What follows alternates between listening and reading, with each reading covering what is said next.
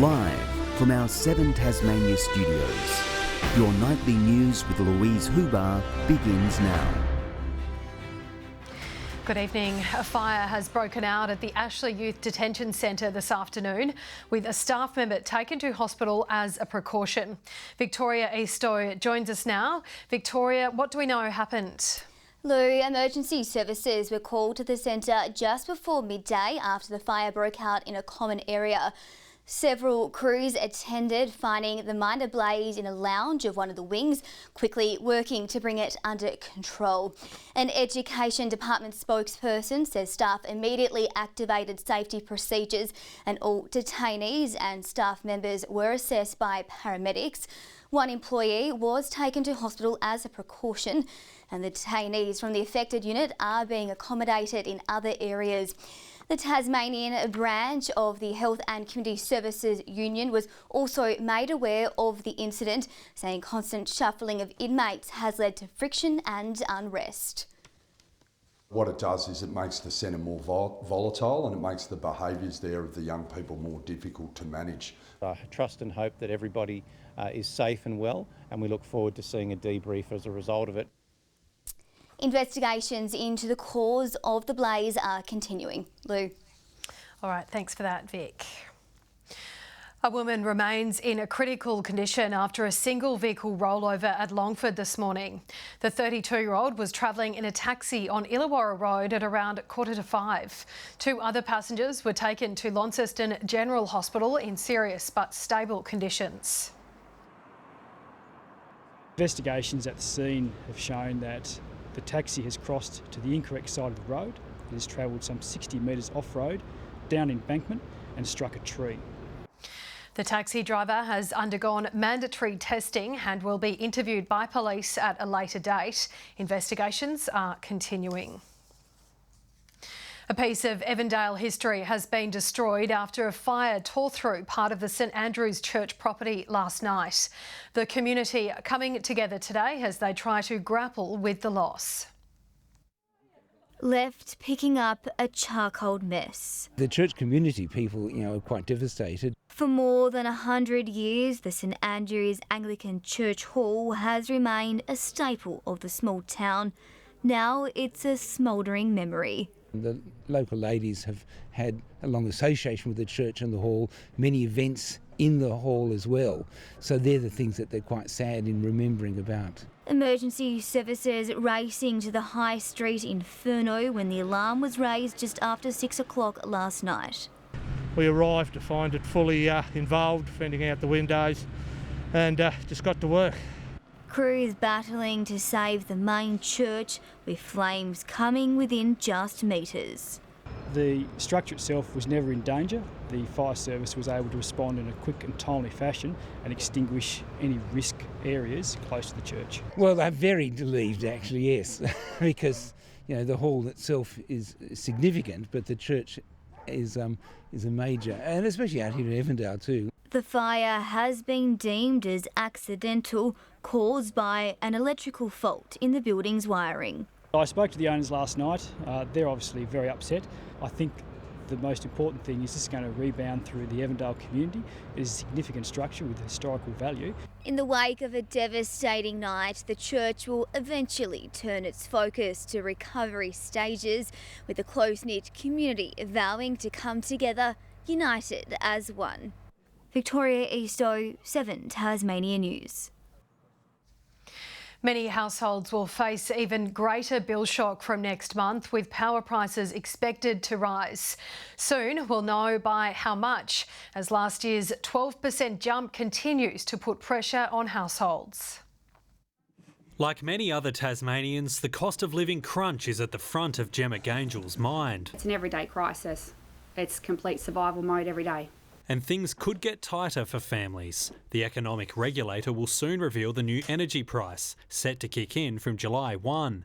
Analysts are tipping a rise of between 5 and 10%. The only room to move I have is in my food shopping.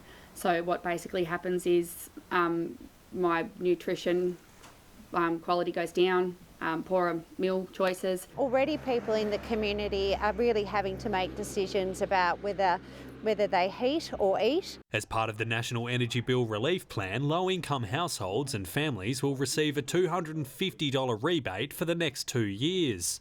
Aurora has also topped up its hardship fund by $200,000. Well, our energy policies are working very closely with our energy businesses, mindful of consumers and small businesses in our community who need help. As part of the national electricity market, prices here are heavily influenced by those on the mainland. It sets up another stoush over energy policy, as Labor brands a backflip of being behind the bump. They promised Tasmanians that if there was high volatility within the national electricity market, they would cap power prices. It's still on their website. We are in fact largely self-reliant, but we're not drought-proof without our interconnector across Bass Strait, and Tasmania benefits from it as well. Josh Duggan, 7 Tasmania News. Hobart's Dark Mofo Festival is going down in a blaze of glory with the annual burning of the Ogga Ogga. We cross now to our reporter Josh Duggan, who's at Dark Park. Good evening, Josh. What's the atmosphere like down there tonight? Louise, it's very busy down here with literally thousands of people coming to watch their fears go up in flames. Anyone that has come to Dark Mofo over the last couple of weeks has had the chance to write their fears down on a piece of paper and pop it inside a platypus known as the Ogga Ogga. Today was the procession. The Ogga Ogga started down at the Winter Feast, making its way along closed streets accompanied by thousands of people in a very rambunctious street party before reaching here at Dark Park, where it was hoisted up onto a wooden cross and then set alight. It makes for a pretty spectacular sight. They weren't mucking around with the fireworks or the flames, and it does mark the festival coming to a close in the next couple of days. That might be bad news, but what is good news is anyone that popped a fear in there doesn't have to worry about it anymore. So I'm hoping I'll be slightly less afraid of the dark from now on. Louise? We all hope so too. Thank you for that, Josh Duggan. Have a lovely night down there. I'm sure you will.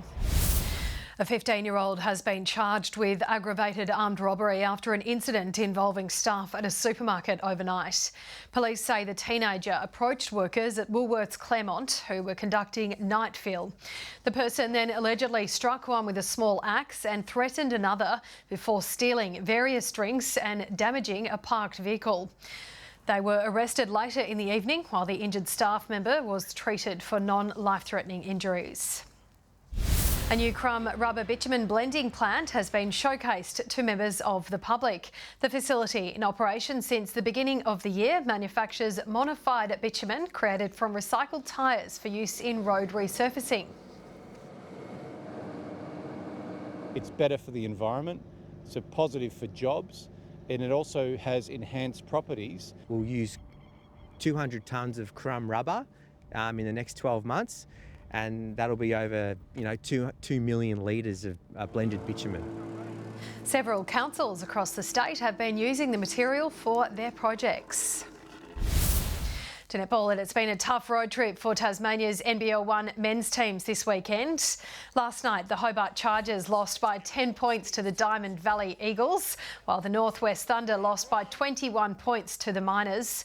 Today, the Waverley Falcons were too good for the Chargers, winning by 8 points, while the Thunder were beaten by 26 points in Kilsyth.